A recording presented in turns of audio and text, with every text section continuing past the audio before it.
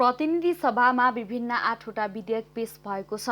मंगलबारबाट सुरु भएको प्रतिनिधि सभाको 11औं अधिवेशन अन्तर्गत प्रतिनिधि सभाको पहिलो बैठकमा विभिन्न 8 विधेयक पेश भएका हुन्। प्रतिनिधि सभामा गृहमन्त्री बालकृष्ण खानले नेपाल प्रहरी र नेपाल प्रहरीका कार्य सञ्चालन सुपरिवीक्षण र समन्वय पहिलो संशोधन अध्यादेश 2078, सामाजिक सुरक्षा पहिलो संशोधन अध्यादेश 2078 र तेजाब तथा अन्य घातक रासायनिक पदार्थ नियमन अध्यादेश 2078 पेश गर्नुभयो। नेपाल प्रहरी र प्रदेश प्रहरी कार्य सञ्चालन सुपरिवेक्षण र समन्वय ऐन 2076 साल माघ 8 गते प्रमाणीकरण भएको 8औं दिनबाट प्रारम्भ भएको छ।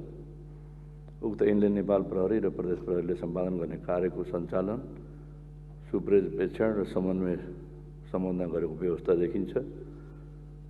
नेपालको संविधानको धारा 288 को उपधारा 1 मा नेपालको राजधानी काठमाडौँ रहने व्यवस्था गरे बमोजिम संघीय लोकतान्त्रिक गणतन्त्र नेपालको राजधानी काठमाडौँको विशेष सुरक्षा प्रबन्ध तथा अपराध अनुसन्धान तथा नियन्त्रणका लागि संघीय राजधानी प्रहरी गठन तथा संरचना व्यवस्था र त्यसको काम कर्तव्य अधिकार अनुसन्धान तथा नियन्त्रण गर्न र अन्य केही व्यवस्था सञ्चालन गर्न आवश्यक भएको हो।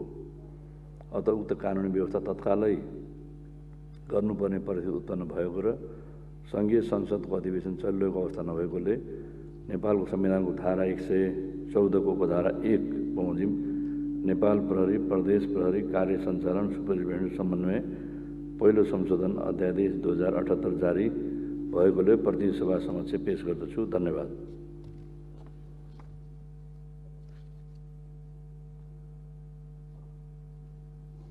सम्माननीय सभामुख महोदय, नेपालको संविधानको धारा 43 बमोजिम सामाजिक सुरक्षाको अधिकार सुनिश्चित गर्न संघीय संसदले जारी गरेको सामाजिक सुरक्षा ऐन 2075 कार्यान्वयनमा रहेको छ। उक्त ऐनमा भएका केही प्रावधानहरूमा समय सापेक्ष संशोधन गरी सामाजिक सुरक्षा भत्ता प्राप्त गर्ने वर्ग वा समुदाय थप गर्न आवश्यक महसुस भएको हो। अत उक्त कानुनी व्यवस्था तत्कालै गर्नुपर्ने परिस्थिति उत्पन्न भएको र संघीय संसदको अधिवेशन चलिरहेको अवस्था नभएकोले नेपालको संविधानको धारा 114 को उपधारा 1 बमोजिम सामाजिक सुरक्षा पहिलो संशोधन अध्यादेश 2078 जारी भएकोले प्रतिनिधि सभा समक्ष पेश गर्दछु। धन्यवाद।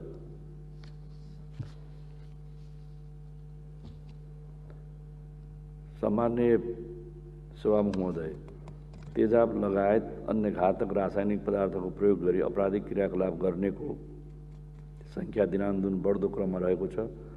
मुलुकी अपराध संहिता 2074 को दफा 193 ले तेजाब वा अन्य रासायनिक जैविक वा विषालु पदार्थ प्रयोग गरी कुरूप पारण नहुने व्यवस्था गरेको भए तापनि उक्त व्यवस्थाले तेजाब लगायत अन्य घातक रासायनिक पदार्थको उत्पादन, बिक्री, वितरण, ओसार पसार र प्रयोग सम्बन्धमा प्रष्ट व्यवस्था नगरेको हुँदा सो सम्बन्धी नयाँ कानुन बनाई तेजाब लगायत अन्य घातक रासायनिक पदार्थको प्रयोग गरी हुने आपराधिक क्रियाकलापलाई न्यूनीकरण गर्न नियामक कानुन आवश्यक भएको साथै तेजाब तथा अन्य घातक रासायनिक पदार्थको उत्पादन, निकासी, पैठारी, भण्डारण, ओसार पसार, प्रयोग, बिक्री, वितरण तथा त्यस्तो पदार्थको विश्लेषण गर्ने कार्यलाई नियमन गर्नको लागि तत्काल कानुनी व्यवस्था गर्न आवश्यक भएको हो। अत तेजाब प्रयोग गरी हुने आपराधिक क्रियाकलापलाई नियन्त्रण गर्ने कानुनी व्यवस्था तत्कालै गर्नुपर्ने परिस्थिति उत्पन्न भएको र संघीय संसदको अधिवेशन चलिरहेको अवस्था नभएकोले नेपालको संविधानको धारा 114 को धारा 1 बमोजिम तेजाब तथा अन्य घातक रासायनिक पदार्थ नियमन अध्यादेश 2078 जारी भएकोले प्रतिनिधि सभा समक्ष पेश गर्दछु। त्यस्तै स्वास्थ्य तथा जनसङ्ख्या मन्त्री विनोद खतिवडाले औषधि तेस्रो संशोधन अध्यादेश 2079 र स्वास्थ्य कर्मी तथा स्वास्थ्य संस्थाको सुरक्षा सम्बन्धी पहिलो संशोधन अध्यादेश 2079 पेश गर्नु भएको छ। महामारीको रूपमा फैलिएको कोभिड-19 लगायतका संक्रमण रोगको रोकथाम, नियन्त्रण वा निर्मूल गर्न विश्व स्वास्थ्य संगठनका सूचीकृत भएका वा सम्बन्धित मुलुकको औषधि नियामक निकायले दर्ता गरेका र त्यस्ता नियामक निकायले आपतकालीन प्रयोगको अनुमति प्रदान गरेका औषधि वा खोपलाई नेपालमा आपतकालीन प्रयोगको दर्ता एवं अनुमति प्रदान गर्न र कुनै नयाँ औषधि वा खोपको क्लिनिकल ट्रायल गर्नको लागि अनुमति प्रदान गर्ने सम्बन्धमा कानुनी व्यवस्था गर्न आवश्यक भएकोले प्रतिनिधि सभा समक्ष यो अध्यादेश पेश गरेको छु। कोभिड-19 संक्रमणको रोकथाम, नियन्त्रण, उपचारको कार्यमा स्वास्थ्य संस्थामा खटिएका स्वास्थ्यकर्मी तथा अन्य कर्मचारीहरू हुन सक्ने आक्रमण तथा स्वास्थ्य संस्थाको भौतिक सम्पत्तिको तोडफोड, आगजनी, तालाबन्दी वा उपचारमा बाधा पर्ने कार्यलाई रोकी सम्भावित जोखिम व्यवस्थापन गर्न कसुरको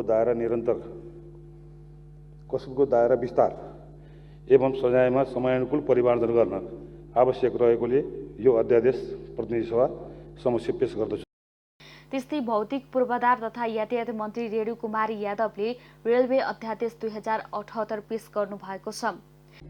रेलवे ऐन 2020 में रेल चालक को योग्यता, रेलवे संबंधी अपराध तथा सजायको व्यवस्था रहेकोमा नेपाल सरकारबाट मिति 2070-1/8 में जारी भएको रेलवे अध्यादेश 2070 ले रेलवे ऐनलाई खारिज गरेकोले उक्त अध्यादेश जारी भए पश्चात नेपाल सरकारको तर्फबाट सो अध्यादेशलाई प्रतिस्थापन गर्ने विधेयक संसदमा पेश नभएकोले हाल रेलवे सम्बन्धी कानुन रिक्तता रहेको छ।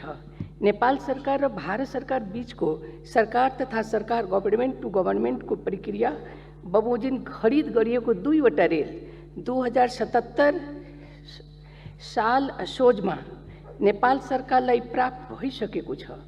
रेलवे सञ्चालनको लागि नेपाल सरकार तथा भारत सरकार बीच 5 अक्टोबर 2021 में स्टैंडर्ड ऑपरेटिंग प्रोसिड्यूर SOP में हस्ताक्षर सम्पन्न हुनुको साथै भारत सरकार को सहयोग में निर्माण भएको जयनगर कुर्था खण्डको रेलवे ट्र्याक लगायतको संरचना भारत सरकारबाट 22 अक्टोबर 2021 में नेपाल सरकारलाई हस्तान्तरण भइआएको छ। तसर्थ उक्त रेलवे कुर्था जनकपुर भारत को 2078 चैत 19 देखि रेल सेवा सञ्चालन में आइसकेको छ। रेल सञ्चालन को लागि आवश्यक चालक तथा सहचालक को चालक अनुमति पत्र को आधार तथा मापदण्ड, यात्री गुण्डा तथा माल सामान को ढुवानी तथा हानि नोक्सानी को अवस्था में दिने क्षतिपूर्ति को आधार र मापदण्ड, रेल दुर्घटना को जाँचबुझ तथा उद्धार तथा क्षतिपूर्ति को आधार र रेलवे संबंधी कसूर तथा सजाय र क्षतिपूर्ति को आधार को संबंध में कानूनी व्यवस्था भएपछि मात्र रेल सञ्चालन गर्नुपर्नेमा हालसम्म रेलवे संबंधी कानून को अभाव रहेकोले सो संबंधी कानून व्यवस्था गर्नुपर्ने आवश्यकता उत्पन्न भएको छ। सरकारले खरिद गरेको रेल तत्काल सञ्चालन नगर्दा रेलको इन्जिनमा समस्या उत्पन्न हुने, निर्मित रेलवे संरचनामा थप हानि नोक्सानी हुने सक्ने देखिएकोले तत्काल रेलवे सम्बन्धी कानुन व्यवस्था गरी रेल सञ्चालनमा ल्याउनु आवश्यक रहेको छ। अतः उक्त कानुनी व्यवस्था तत्कालै गर्नुपर्ने परिस्थिति उत्पन्न भएकोले र संघीय संसदको अधिवेशन नभएकोले नेपालको संविधान धारा 114 को उपधारा 1 बमोजिम रेलवे सम्बन्धमा व्यवस्था गर्न बनेको अध्यादेश 2078 जारी भएकोले प्रतिनिधि सभा समक्ष पेश गर्दछु। त्यस्तै कानुन, न्याय तथा संसदीय मामिला मन्त्री गोविन्द प्रसाद शर्मा कोइरालाले फौजदारी कसुर तथा फौजदारी कार्यविधि सम्बन्धी केही ऐनलाई संशोधन गर्ने अध्यादेश 2078 र यौन हिंसा विरुद्धका ऐनलाई संशोधन गर्ने अध्यादेश 2078 पेश गर्नु भएको छ। प्रतिनिधि सभाको मंगलबारको बैठकमा नेपाली कांग्रेसकी सांसद पुष्पा भुसाल गौतमले प्रतिनिधि सभा नियमावली 2075 को नियम 250 को उपनियम 1 बमोजिम उक्त नियमावलीको नियम 42 को उपनियम 4 लाई तत्कालका लागि निलम्बन गरियोस् भनी प्रस्ताव पेश गर्नुभयो। उक्त प्रस्ताव सदनमा बहुमतका साथ पास भएको सभामुख अग्निप्रसाद सापकोटाले बताउनुभयो। नियम निलम्बनको प्रस्तावमा जेठ 4 गते भोलि प्रतिनिधि सभामा छलफल हुने सभामुख सापकोटाले बताउनुभयो। प्रतिनिधि सभाको अर्को बैठक भोलि बुधबार दिउँसो 1 बजे बस्नेछ।